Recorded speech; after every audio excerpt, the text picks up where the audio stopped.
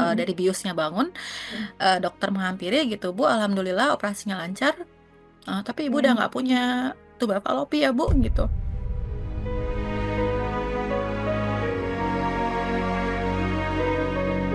Gitu, setelah dioperasi ternyata ada, tuba yang harus diambil gitu. Kebetulan, qadarullah saya harus operasi 2 kali gitu. Jadi, Iya. satu-satunya jalan untuk ibu punya anak memang dari bayi tabung gitu. Jadi, saya di situ ya udah bismillah kita akan IVF.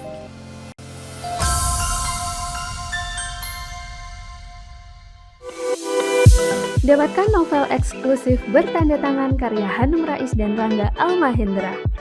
Klik link di deskripsi.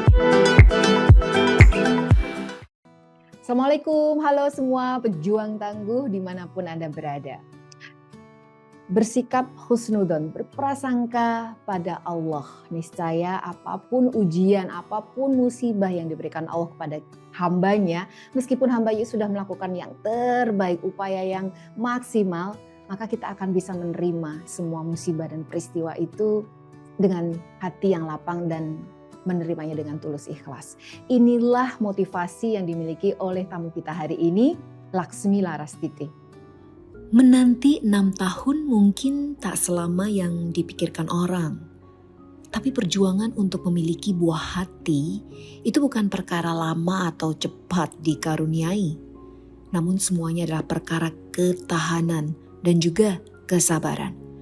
Bagi Laksmi Larastiti, seorang kelas pekerja di Jakarta, ia mengikuti program bayi tabung itu adalah sebuah pertaruhan dan pengorbanan, tidak hanya waktu, energi, namun juga dana yang besar. Dan ia pernah dalam posisi gagal. Namun ia selalu ingat kata-kata terakhir ayahandanya sebelum meninggal. "Kamu akan jadi ibu, Nak. Pasti Bapak yakin." Bergulat dengan Jakarta dan hiruk pikuknya, Laksmi Larastiti menerjang semua lika-liku untuk dikaruniai seorang keturunan itu dengan mandiri, tak gentar, dan tegar.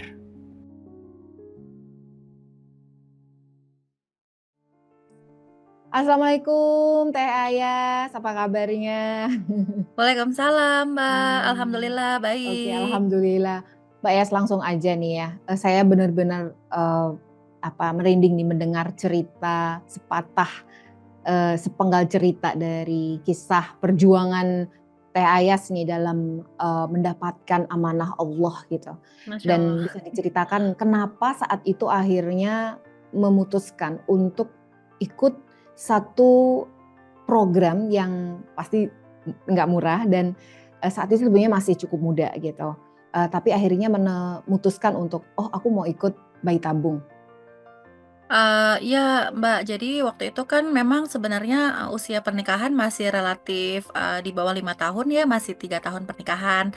Kita udah kami beberapa kali ke dokter dan, pada saat di kesempatan terakhir di Jakarta, kami, ke konsultasi kemudian, keputusannya bahwa memang, perlu dilakukan, usaha-usaha yang lebih serius gitu. Jadi, kami sebelumnya sebenarnya sempat coba juga di inseminasi, tapi memang tidak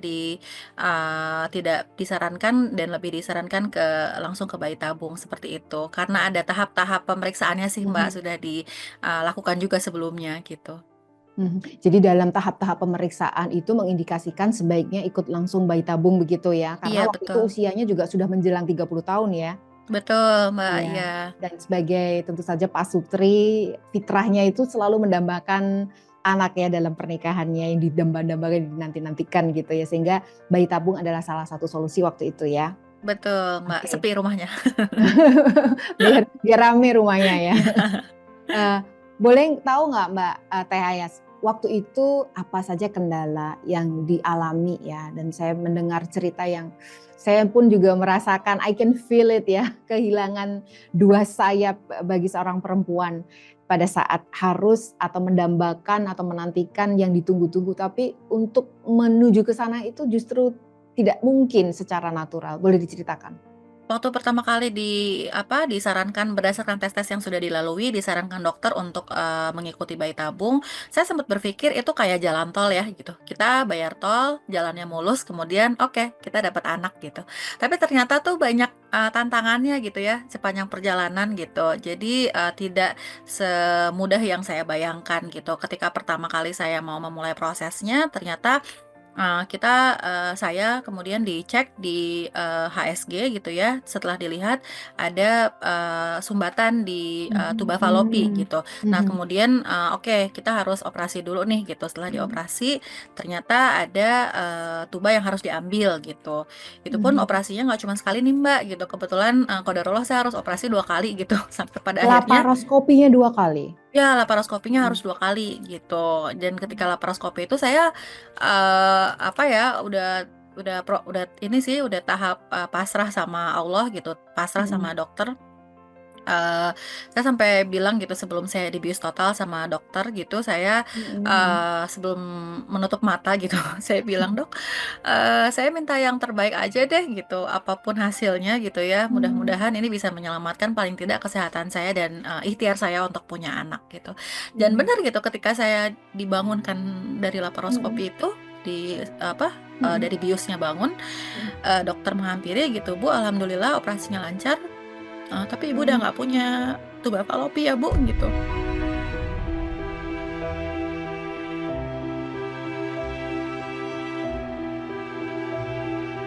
Jadi, Iya, satu-satunya jalan untuk ibu punya anak memang dari bayi tabung gitu.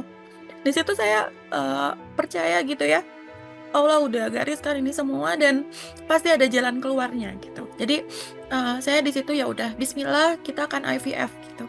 Itu sih Mbak, jadi, ya udah gitu di situ saya, tahu faktanya saya tidak bisa punya anak dengan cara normal ya seperti, orang lain gitu. Tapi saya percaya gitu setiap, masalah itu akan ada solusinya pasti dari Allah gitu. Jadi, saya jalankan IVF dengan penuh, percaya husnuzon gitu sama Allah.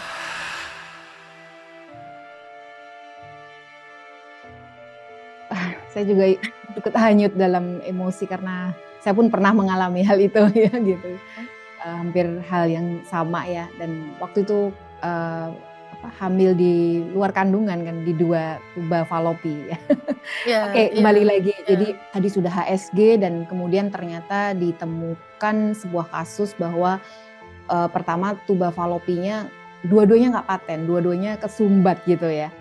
Dan mau Betul tidak mau betul. dua-duanya harus diangkat. Saat itu sebagai wanita ya, sebagai wanita, ini fitrahnya kan pengen punya anak ya secara mekanisme natural gitu, alami, tetapi hal itu tidak memungkinkan.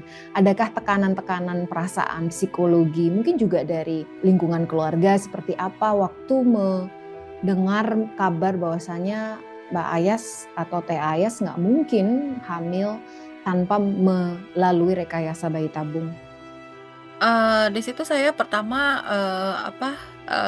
merasa itu ya, oke, ini saya tidak bisa hamil, normal gitu ya, maksudnya tidak bisa hamil dengan cara seperti orang pada umumnya gitu, dan, sebenarnya, memang kan kalau di Indonesia ini gitu ya, banyak sekali ramah tamah yang kayak, "Ini, nikah umur berapa tahun sih?" Gitu, "Belum ada ininya ya?" Gitu. Jadi, mungkin niatnya menanyakan Iya, kabar ya gitu, tapi iya, kita setelah, orangnya pergi 1 jam, 2 jam gitu, kita kepikiran gitu ya ketika kita iya, iya. menyendiri gitu. Jadi, hal-hal seperti itu tuh saya cukup, kadang-kadang, masuk gitu ya ke dalam pikiran dan hati saya juga gitu. Jadi pada saat, memang tubanya diangkat dua-duanya dan itu kan, ya proses IVF-nya berjalan juga gitu dan, saya Mhm, sempat, berhasil IVF juga tuh Mbak, berhasil di, proses yang mhm, kedua IVF-nya gitu dan kemudian keguguran gitu. Jadi mmm, saya sempat kayak berpikir juga, jadi memang kembali lagi ke yang tadi Mbak, Hanum sempat tanyakan ya, IVF itu, naik turunnya banyak sekali gitu. Ketika mhm, kita sudah berhasil, tiba-tiba keguguran gitu. Itu iya, saya drop lagi Mbak, gitu. mhm, Kan mhm, kita sempet, udah kita drop 2 kali pas diambil tubanya, kemudian kita menyemangati diri lagi nih, "Ayo kita mau ini," gitu, FET gitu. Habis itu berhasil hamil, drop lagi karena keguguran. Itu benar-benar ini sih, lama sekali untuk bangkit kembalinya gitu, Mhm mengingat mhm. omongan orang juga ya gitu, Mhm mhm. orang-orang tuh mengasihani kita tuh kita juga jadi kasihan sama diri kita sendiri loh, Mbak, gitu kan. Jadi saya tuh ya Allah gitu, kayaknya pengen, "Kok gini banget sih nasib Iya. aku?" Gitu ya. Iya iya. Tapi ya gitu sih, Mbak, Mhm. gitu. Itu salah satu, ya itu tahapan yang dilalui Mhm memang mhm. gitu, itu aja Iya sih. iya. Apalagi mungkin juga, maaf mungkin saudara Teh Ayas juga sudah ada yang punya anak lebih dari satu, hamil lagi denger, kita makin Iya tertekan ya, atau mungkin dari keluarga suami juga gitu ya. Jadi makin kayak dibanding-bandingkan, meskipun sebetulnya itu adalah suatu peristiwa yang natural gitu, tetapi kita jadi merasa semakin tersudutkan dengan peristiwa-peristiwa yang seolah-olah alami itu ya, karena orang menikah pasti punya anak gitu. iya Dan iya. bagaimana Teh Ayas ya dalam hal ini kan juga kelas pekerja ya, artinya untuk ikut IVF, untuk ikut bayi tabung itu bukan sebuah pertaruhan yang kecil-kecilan, itu pertaruhan yang pengorbanan besar gitu ya. Karena juga kita tanda tangan informed consent bahwa kita nggak mungkin menuntut dan sebagainya kan, karena kalau tidak berhasil ya itu ya sudah qadarullah gitu, itu adalah takdir. Kalau dokter selalu mengatakan 99% itu teknologi dan rekayasa manusia, sains itu bisa memastikan gitu. Tetapi yang 1% itu faktor X dan biasanya itu lebih menentukan ya, menempel atau tidaknya. Nah, bagaimana TAS mengcoping itu, mengatasi hal-hal semacam itu, bahwa ini pertaruhan besar, bisa jadi nggak berhasil dan ternyata nggak berhasil kan waktu itu yang pertama kan. Dan Iya. semakin orang mencoba, itu kalau biasanya setelah gagal tuh makin mencoba makin berani ya, itu kalau ujian gitu ya, atau ikut tes ini tes itu. Tapi kalau ikut bayi tabung semakin down, bener nggak sih Betul Kak betul Yas? betul, Mbak, betul. Jadi, betul, jadi kan, salah satu tantangannya IVF itu biaya ya gitu. Aduh mohon maaf ini Nah, masih. halo, ini Iya dia si iya, kecil. jadi, salah satu tantangan Mhm, IVF itu kan, nggak apa-apa. biaya ya gitu, biaya yang, juga nggak murah gitu. Lagi-lagi yang tadi saya sempat sebutkan, kita nggak bayar kemudian kita dapat barang itu juga enggak gitu ya. Mhm Jadi, mhm.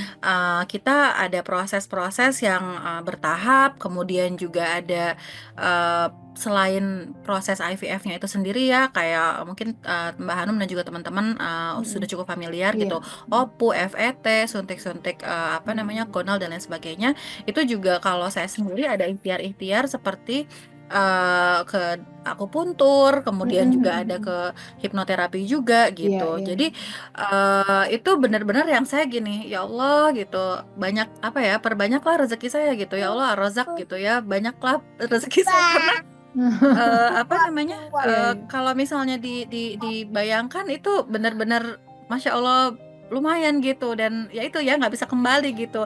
Ini Betul, ada mhm. dalam pikiran saya ada gitu. Ini gimana ya gitu, dapat dari mana ya gitu. Tapi alhamdulillah semua terlewati gitu ya. Mbak Hanum, saya kalau mengingat masa-masa IVF Iya. itu nggak tahu dapat kekuatan dan uangnya itu dari mana kalau bukan dari Allah, itu udah itu sih Mbak. Saya kayaknya kalau diminta mengulang lagi. Terima kasih tidak gitu ya. Sudah cukup bersyukur dengan yang sekarang gitu ya Mbak Yayas Iya, ya. Mungkin karena tadi prioritasnya untuk yang lain, heeh. karena tadi mengingat, ini ya Mbak, mengingat, tadi Mbak juga sempat menyebutkan bahwa saya juga, pekerja gitu. Itu tuh bukan hanya effort uang sih Mbak Iya iya sejujurnya, iya. tapi juga effort waktu dan Betul tenaga. betul. Ya, dan yang paling, kalau tenaga dan waktu kita bisa usahakan ya selip-selipkan, tapi yang Mhm paling berat itu mental. mhm. Effort Mhm mental itu ya Allah, kadang-kadang kita udah siap mental, hantaman dari kanan kiri, omongan orang muncul lagi gitu, ya Allah gitu. Kayaknya itu sih yang paling, ini buat iya. saya, heeh, Mbak.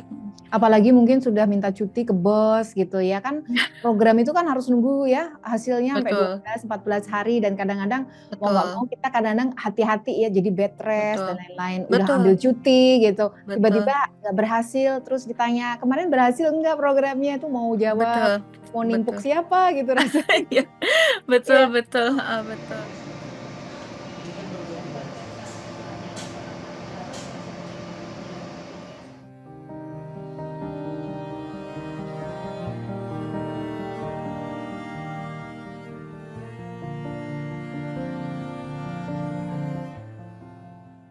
Pernah nggak ada betul. perasaan-perasaan kecewa pada Allah?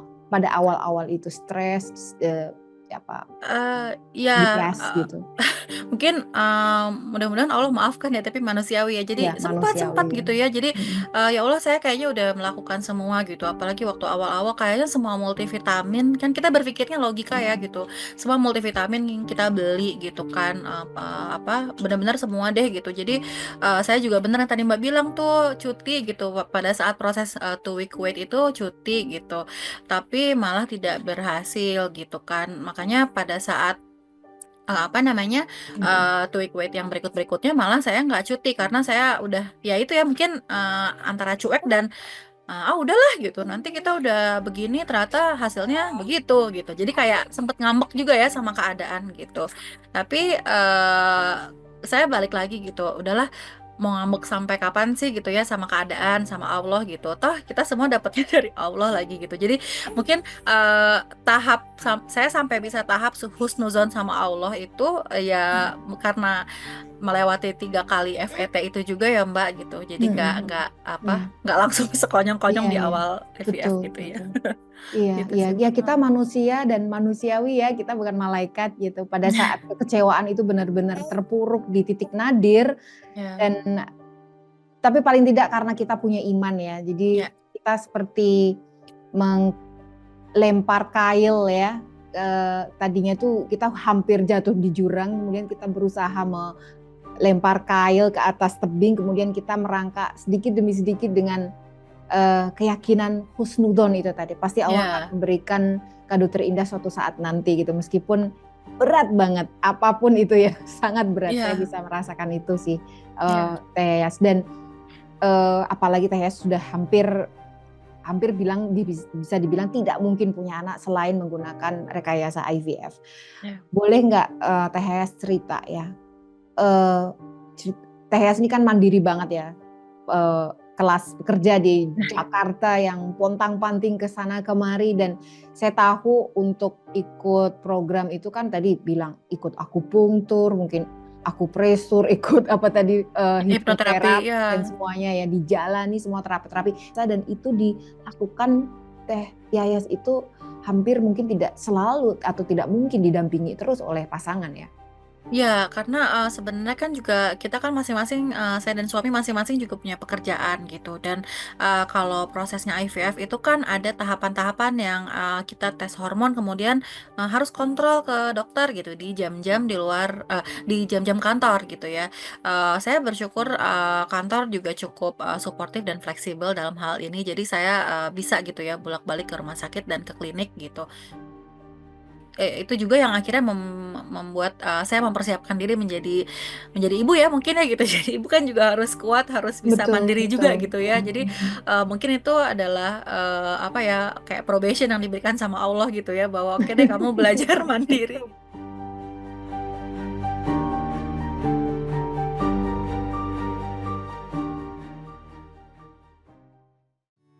Teh Yas tadi bilang bahkan ketika pasca operasi laparoskopi aja geledek koper sendiri ya, karena ya Iya. mau nggak mungkin waktu itu suami mungkin juga sibuk Ya. dan sebagainya ya. Iya betul betul betul gitu kan bahkan kayak waktu mau apa lahiran juga kan karena memang, Mhm. ya waktu melahirkan kan kebetulan, ini ya namanya kita lahiran kan jamnya nggak tahu ya gitu ketika dia, sudah mau apa kontraksi atau belum gitu tapi, waktu itu kita memang, sore-sore, kebetulan ya saya ke rumah sakit gitu, Mhm. suami sih lagi, ada di kantor gitu tapi, nyusul ya gitu jadi setelah saya sudah sampai rumah sakit gitu saya udah, registrasi di ruang, bersalin gitu kemudian, ya ini apa namanya suami, datang gitu jadi, Mhm. memang kalau, saya nggak tahu apakah cuman di kota besar atau di Jakarta aja tapi kayaknya kita emang dipersiapkan sebagai Mhm. perempuan harus, bisa, mandiri gitu ya dan kayaknya memang udah ya itu lagi ya udah di-training dari sejak, proses suntik-suntik kan waktu IVF tuh Mhm. ada tahap Mhm. suntik-suntik juga ya Iya, gitu iya. Mhm. dan itu ada yang kayak, apalagi kayak waktu mau OPU ya itu kan ada 36 jam sebelum gitu. Jadi itu bener-bener, ya udah kita harus, suntik sendiri gitu Mhm. ya kan, Iya, iya. kalau Mhm. suntik ke rumah sakit udah terlalu malam gitu. Mhm, betul Suntik harus malam. Mhm. ya suntik sama suami, belum tentu tega dan berani juga gitu. Jadi, Iya. saya tuh Mah suntik nanti sendiri meleset gitu. salah kan, bukan di perut tapi di dada. Dan jadi saya Iya, iya. bener-bener nyuntik sendiri gitu gitu ke Iya, rumah iya. sakit ngambil suntikannya gitu, terus bawa ke rumah pakai es batu disuntik sendiri gitu. Jadi Masya Allah kayaknya kalau bukan kekuatan dari Allah, aduh, Iya. ya. Iya, iya, bisa bayangin sih serumit dan sehiruk pikuk apa ya di kehidupan di Jakarta dan pingin punya cita-cita punya keturunan sementara keadaannya sedemikian sulit ya karena juga secara apa namanya mekanis tadi ya mesinnya sudah mati nih gitu mau Iya. tidak mau harus menggunakan cara-cara teknologi Bantuan, atau rekayasa yang lebih betul, advance itu tadi. betul. Kak Teh Yayas cerita sedikit ya. Jadi Teh Yas tadi bilang bahwa saya masih ada embrio ya katanya ya. Masih Masih ada ada. satu ya adiknya Ya, yang sekarang yang masih di freeze gitu. frozen, ya. Ha. Pernah terpikir nggak untuk mencoba lagi untuk adiknya atau sudah bersyukur? Alhamdulillah sih masih pengen nih Mbak gitu. Jadi kita tinggal lagi mempersiapkan aja, mudah-mudahan nanti kalau ada kesempatannya. Tapi untuk saat ini memang fokusnya masih di anak yang pertama nih gitu, karena lagi Iya, iya. lucu-lucunya lagi mulai banyak Iya, iya, betul. banyak protesnya gitu kan ke orang tuanya. Jadi kita fokus ke pendidikan, kesehatan gitu ya. Yang penting terfikirkan juga semua kebutuhan jasmani rohaninya anak yang pertama ini, alhamdulillah gitu. Jadi Ya. ya gitu aja sih Mbak. Teh Yas, kita di segmen penutup nih ya. Teh Yas ini kan seorang kelas pekerja ya, kemudian kemana-mana sendiri, mandiri, tegar ya, pontang-panting ke sana sendiri. Pokoknya intinya hanya ridho orang tua dan ridho ilahi ya. Kalau ridho orang tua juga Allah juga pasti meridhoi ya. Dan juga tentu saja ridho suami. Apa yang bisa diberikan motivasi, apa yang bisa tularkan ya, semangat apa yang bisa ditularkan kepada para pejuang tangguh 2 garis biru di luar sana tentang pengalaman Teh Yas ini, bahkan sampai kehilangan 2 sayapnya yang sangat berharga tapi tidak kehilangan cita-cita untuk punya anak. Mungkin kalau dari aku sendiri jalani prosesnya gitu, percaya kita tuh bisa hamil gitu ya, perempuan bisa hamil gitu, nggak punya tuba tetap bisa hamil gitu ya, nanti Allah yang akan carikan jalannya. Yang penting kita harus percaya sama diri kita sendiri, percaya sama Allah dan tetap terus husnuzon sama Allah aja. Dan mungkin yang terakhir juga kadang dilupakan adalah soliditas pasutri itu sendiri ya, Teh Yayas ya. Iya betul, Ini betul. it takes two to tango loh ya, nggak bisa Betul. hanya satu orang. Kadang-kadang kan semuanya dibebankan pada perempuan, padahal yang laki-laki gimana gitu ya. Ya betul, betul, Oke. betul. Makasih banget ini Teh Yayas sudah berbagi cerita, berbagi pengalaman, berbagi cerita haru gitu dan bisa memberi semacam gambaran ilustrasi kepada mereka jutaan yang di sana ya, di luar sana yang juga sedang berjuang bahwa mereka nggak sendiri. Ada teman-teman persis seperti mereka yang juga berjuang dan akhirnya berhasil memetik kemenangan. Iya, makasih Ya. juga Mbak Hanum. Sebenarnya saya sebelum mengikuti proses IVF itu saya tekadnya cukup bulat karena membaca buku Ayam Saraza. Oh Beneran loh. ini ya, buku ini ya. Iya, betul, Oh ya, betul. terima kasih Iya, banget iya. nih Teh Yayas sudah Heeh. terinspirasi, mudah-mudahan jadi amal jariah saya dan juga Ya, amal jariah insya Allah, kita amin, semua insya Allah. ya. Amin, Dan amin Mbak. yang terakhir mungkin tadi, motivasi paling kuat dari Teh Yayas tadi, husnudzon, berprasangka baik yang nggak pernah putus pada Allah Subhanahu Wa Taala. Kira-kira itu ya. Betul, betul. Makasih Teh Mbak. Yayas. Makasih, Kita Mbak berjumpa Hanum. lagi. Salam buat Ya. si Dede. Iya, terima Ya. kasih. Iya, siap. Oke, sukses mengasihi dan mengasuh serta mengasah Baik. sebagai ibu. Iya, baik. Assalamualaikum. Waalaikumsalam.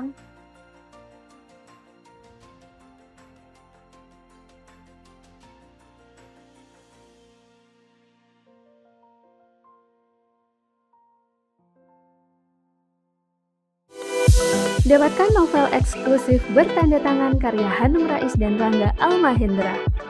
Klik link di deskripsi.